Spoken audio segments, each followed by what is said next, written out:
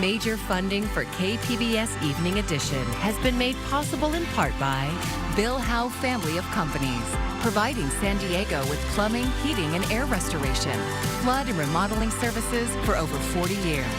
Call 1-800-BILL-HOWE or visit billhowe.com. And by the Conrad Trebas Foundation, Darlene Marco Shiley, and by the following.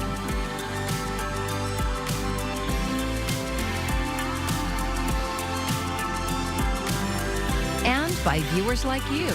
Thank you.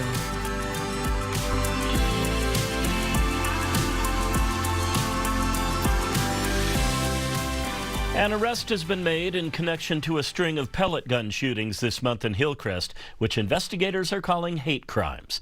Thanks for joining us. I'm John Carroll in for Maya Trabulsi. 19-year-old Hernan Garduño Hernandez pleaded not guilty at his arraignment today. The judge ordered the media not to show his face. He was arrested on September 11th and charged with 7 counts of assault with force. Prosecutors say Hernandez fired gel pellets at 6 people during 3 attacks outside Burger Lounge in Hillcrest on September 7th. In May, several separate pellet shootings also happened in the neighborhood, but no arrests have been made in those cases. All of these attacks have rattled the LGBTQ+ community. KPBS reporter Melissa May went to Hillcrest to get reaction to news of the arrest.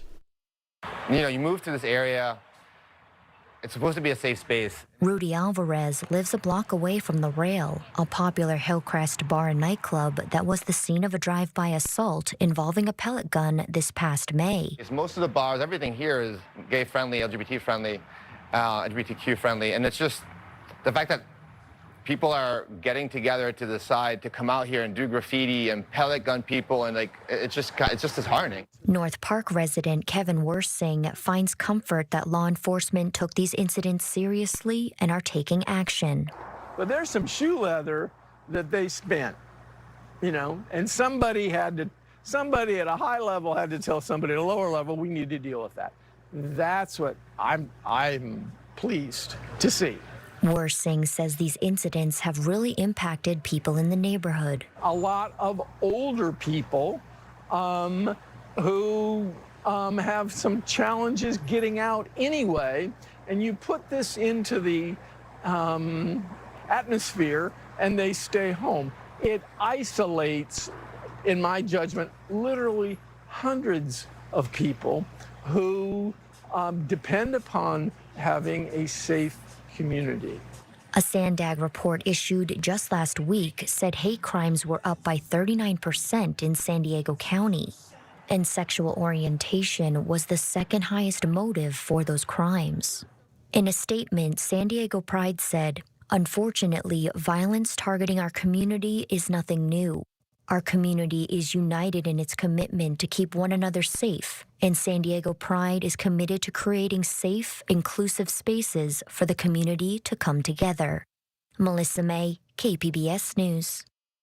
Hernandez has not been charged in connection to the attacks that took place in May.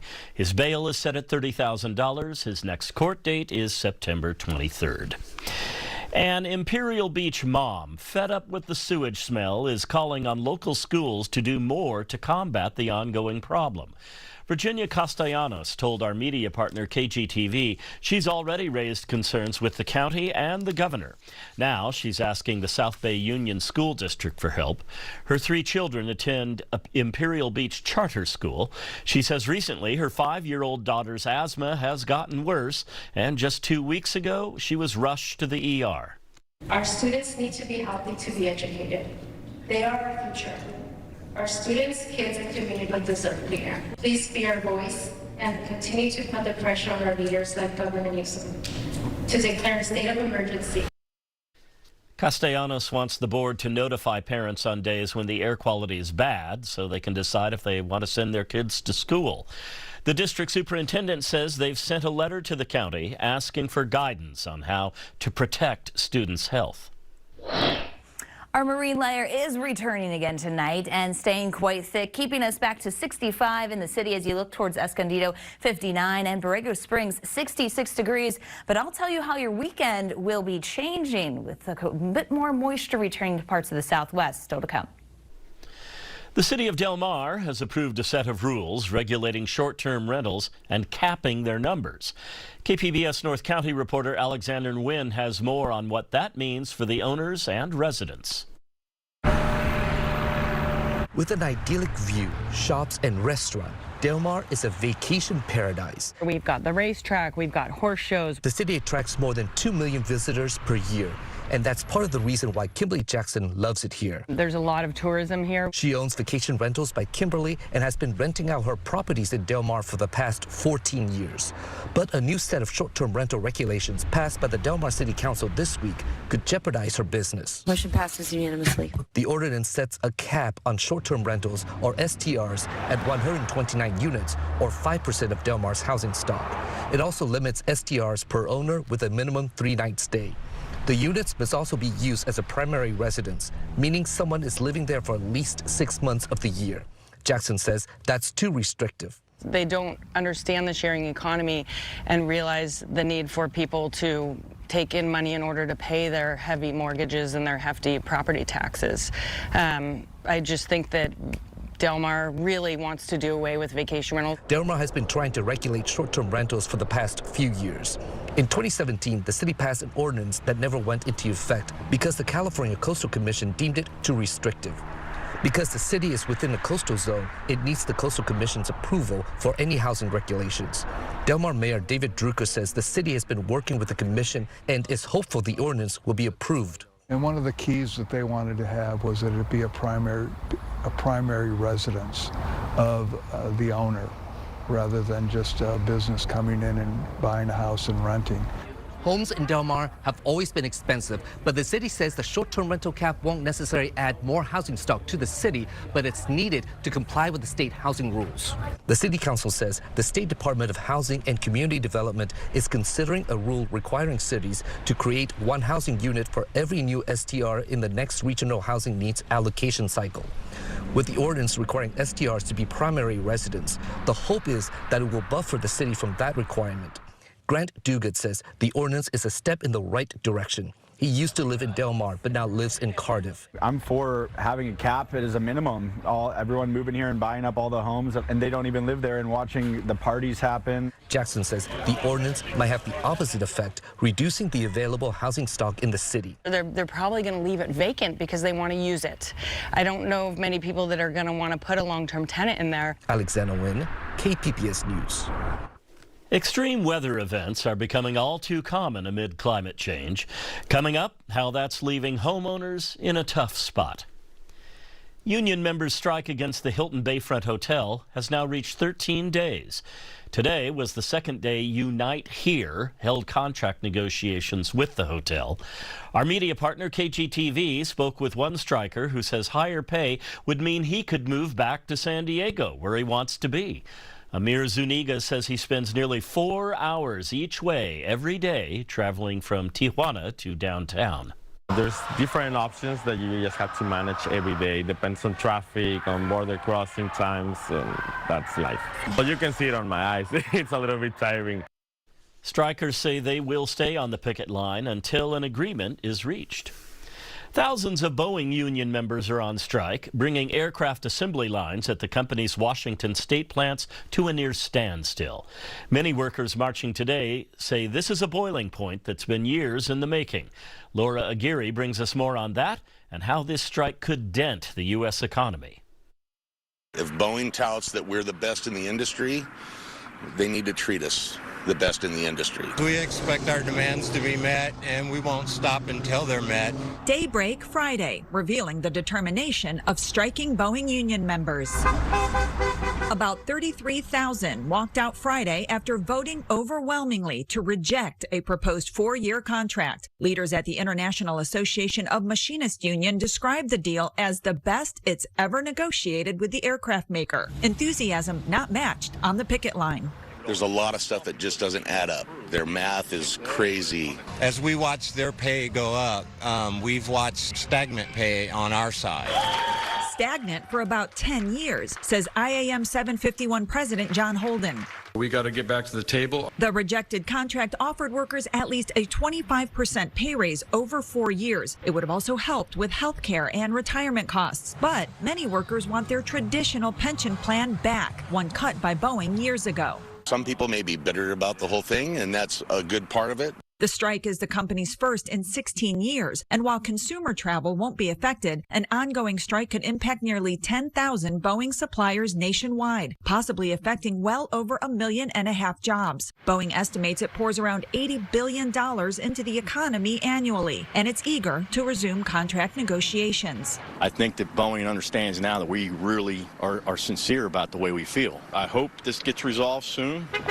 I'm Laura Aguirre for KPBS News. More than 100 disabled veterans spent a week in San Diego last month for the VA's summer sports clinic. It's one way the department is trying to help veterans stay healthy when physical limitations make it difficult to exercise. KPBS military and veterans reporter Andrew Dyer spent some time with some of the veterans, and he says they get so much more than just a workout.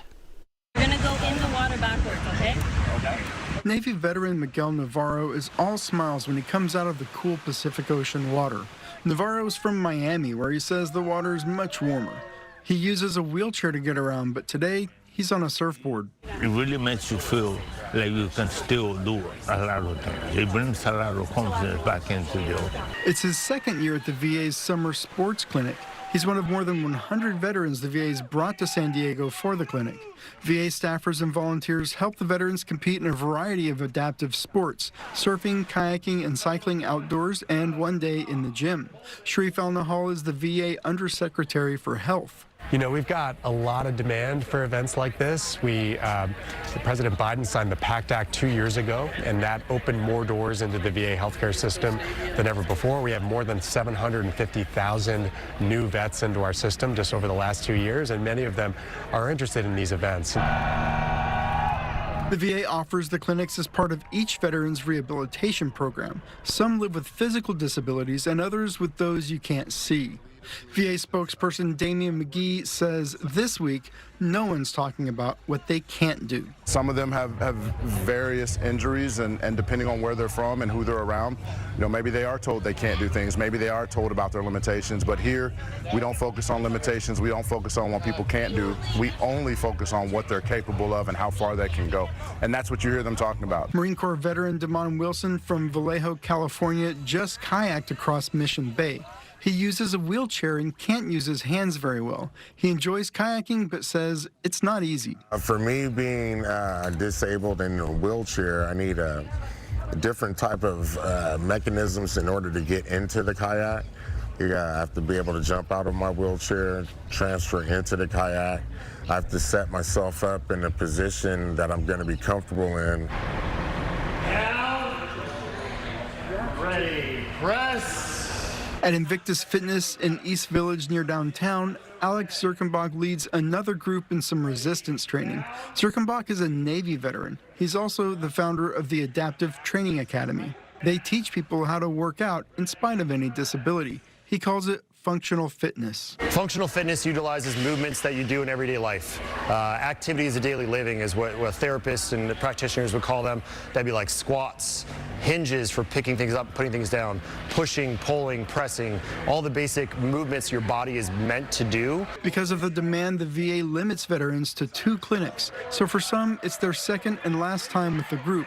It's Atlanta Navy veteran Paula Flewellen's first time. The experience to me was one of a kind. I was telling a lady earlier, I would always make sure everybody got to where they needed to go, but this was my time to get to where I needed to be. The VA says it wants veterans to bring the lessons of the clinic home and make exercise part of their routines. Wilson says that's exactly what he did after attending last year. He started working out more, and now it's easier to lift himself in and out of his chair. I'm able to actually be strong enough to get out with my kids. You know, I have children, and we're able to get out, and we can actually go kayaking together. Wilson and his 4 kids, 3 girls and a boy, are a team. So they help me out, and I'm able to tell them exactly what I need and where I need straps and things like that. The VA runs 6 national adaptive events across the country. There's winter sports, wheelchair games, and golf, and even a spring creative arts festival. Andrew Dyer, KPBS News. All of the stories in this newscast are available on the KPBS YouTube page. Subscribe and get notified when new content is posted. YouTube is also where we live stream KPBS Evening Edition weekdays at 5. A San Diego shelter has agreed to pay a man $43,000 after he and his pets were kicked out of its housing program. KPBS health reporter Heidi DeMarco says the shelter came to a settlement with the California Civil Rights Department this week. The nonprofit San Diego Rescue Mission agreed to a settlement to end its alleged ban on emotional support animals in its year-long residential program. Federal and state law, fair housing laws, have for a very long time protected people with disabilities. And part of that is reasonably accommodating them, including with animals, support animals and service animals. A 2022 state law made it easier for homeless people to bring their emotional support animals to shelters and public places. In 2023, a man filed a complaint with the California Civil Rights Department against the San Diego Rescue Mission. He alleged that he was kicked out of a 12-month residential rehousing program because of his emotional support animal and his service dog. And he had a letter from his medical provider talking about his need for these animals. So, Kevin Kish is director of the California Civil Rights Department. He says support animals are often confused with service animals, but the two are different. Service animals are trained for specific tasks, while emotional support animals provide comfort. But anybody can have an emotional support animal, and there isn't actually a certification process. And for this reason, I think there's a lot of confusion, and there's also, to be frank, a little bit of taking advantage of the system. Kish says the rescue mission agreed to make changes. Most importantly, they have changed their policy, and they will no longer not allow people to access the housing services if they have emotional support animals. They're going to provide training to their staff on housing rights for people with disabilities, and that includes reasonable accommodations. Other homeless advocates point out that shelters should have the flexibility in how they operate because accommodating animals can increase costs and complexity. The San Diego Rescue Mission says they are not commenting on the settlement. Heidi DeMarco, KPBS News. Millions of people have a four-legged reason to mark this September. It's National Pet Insurance Month. Emily Schmidt reports on the price of peace of mind when it comes to paying for your pet's health. There are plenty of times life with a pet is priceless until that priceless moment carries a cost. Pet surgeries and pet veterinary costs can be really, really expensive. LendingTree Chief Credit Analyst Matt Schultz says what heals your pet can harm your budget. One option to hedge your bets: pet insurance. A major industry group reports that 6.25 million pets were insured in North America in 2023, nearly 1 million more than the year before. The average premium for accident and illness insurance for a dog was around $675 in 2023 and around $383 for a cat. Accident-only insurance is cheaper, but doesn't cover illnesses like cancer, infections, or digestive issues. All pet insurances are definitely not created equal, and it's absolutely worth your time to take the effort to shop around. Another challenge: keeping your pets insured. In June, Nationwide Pet, the largest provider of its kind in the country, said it would drop about 100,000 policies by next summer to keep up with the rising vet care costs. It makes it a really difficult decision for folks as to how to spend that money and what to do in place of that insurance. Schultz says inflation means it's more important than ever to look down the road and anticipate what could go wrong, because unconditional love can end up being pretty pricey when it comes to our pets. For Consumer Watch, I'm Emily Schmidt. A bit of a mixed bag for home sales in San Diego County last month. According to the Greater San Diego Association of Realtors, single-family home sales slowed in August, while condo and townhome sales rose slightly. Prices haven't changed much in recent months. The median sale price of a single-family home was $1,055,000 in August, up slightly from July. Median prices of condos and townhomes were down slightly at $675,000. Good news for potential buyers, mortgage rates are still falling. Freddie Mac says the standard 30-year fixed-rate mortgage averaged 6.2% this week. That's a low not seen since February of 2023. Analysts say recent economic data, including a slowdown of inflation and a less robust job market, could cause the Federal Reserve to cut interest rates for the first time in about 4 years. The Fed doesn't set mortgage rates, but the moves it makes play a significant role. The United States is in the midst of both hurricane and wildfire seasons. Right now, there are probably a lot of homeowners crossing their fingers, hoping Mother Nature will spare them, physically and financially as well. Lee Waldman explains.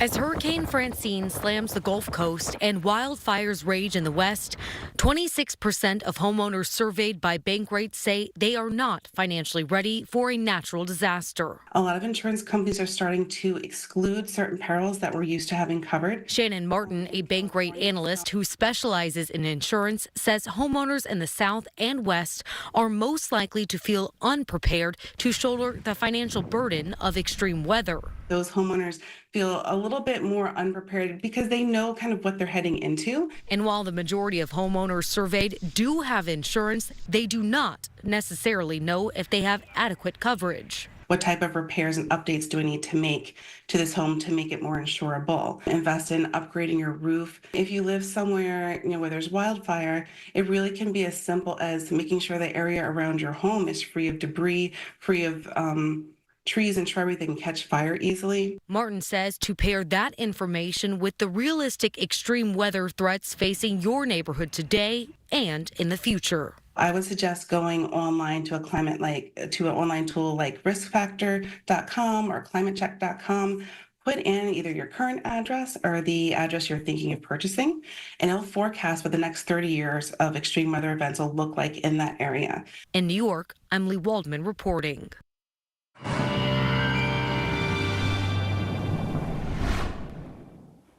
As we go through the upcoming days, this weekend a lot different than some of our previous ones in recent weeks because the numbers are going to be quite low as we venture to it and towards early next week. So we're entering a cooler pattern for us. And not only that, those morning clouds will be a little bit thicker than we've seen too. So you're going to have more of that persistence, which means the marine layer maybe leads to some areas of drizzle over the upcoming days. But overall, I think most of us stay dry. Windy for the mountains then Sunday into Monday as a new storm system works its way into northern California. So we'll see those changes tonight. 65 for the low with, of course, those low clouds returning for us, especially near the coast. We know how those typically transpire throughout the day and then lead to some more sunshine later on. I do want to talk about, though, Saturday tomorrow because there's some more moisture coming into the southwest. It's almost the last gasp, if you will, of the monsoon. We're not going to get in on the action, but some of this is spurred up from a little bit of Ileana's moisture. So you can see that flow coming in here across places like Arizona, Tucson, for example, picking up some of those showers and thunderstorms as we head into portions of the weekend. But there is Ileana's eye path taking it from Cabo San Lucas area northward here, weakening as it does so not having any direct impacts on our weather. As we head through time tomorrow, 76 for the high. You look towards Ramona, 85 for the day. El Cajon coming in at 82 degrees and Chula Vista, 76. Some comfort found there. Towards the coast, we keep more of the comfortable weather, staying in the 70s. Not really much change here as we allow for those morning clouds to be quite thick, especially Sunday into Monday, before limiting some more sunshine then later on throughout the day. As we work our way through the inland communities, falling back into the 70s and even lower to mid 70s for early next week. So there will be some changes for us with those numbers going down. Mountain communities in the 50s here as we head into Monday, Tuesday. A very cool pattern, but watch out for those winds late Sunday into Monday. That's when they'll really ramp up with this new air mass coming in. And it does make a difference in the desert here as we talk about temperatures in the 80s. For KPBS News, I'm AccuWeather meteorologist Melissa Constanzer. I'm Amna Nawaz. Tonight on the News Hour, how colleges are changing the way they respond to protests about the war in Gaza. That's coming up at 7 after Evening Edition on KPBS. Two Boeing Starliner astronauts who were left behind on the International Space Station appear to be in good spirits despite their circumstance. Butch Wilmore and Sonny Williams test piloted the Boeing capsule in early June. They only expected to be in space for 8 days. But due to technical issues, the Starliner returned to Earth empty last week. The two took questions for the first time in months today. And even though they won't be home in time for the November election, they still plan to vote. Absentee, of course. I sent down my request for a ballot today, as a matter of fact, and they should get it to us in a couple of weeks. And absolutely, yes, it's a very important role that we all play as citizens, is to be included in those elections, and NASA makes it very easy for us to do that. It's a very important duty that we have as citizens, and looking forward to being able to vote from space, which is pretty cool. Wilmore and Williams are set to hitch a ride back to Earth on the SpaceX Dragon vehicle, and that should happen sometime next year. You can find tonight's stories on our website, kpbs.org. Thank you so much for joining us. I'm John Carroll. Have an excellent evening and a wonderful weekend. Major funding for KPBS Evening Edition has been made possible in part by Bill Howe Family of Companies, providing San Diego with plumbing, heating, and air restoration, flood and remodeling services for over 40 years. Call 1-800-BILL-HOWE or visit billhowe.com. And by the Conrad Prebys Foundation, Darlene Marcos Shiley, and by the following.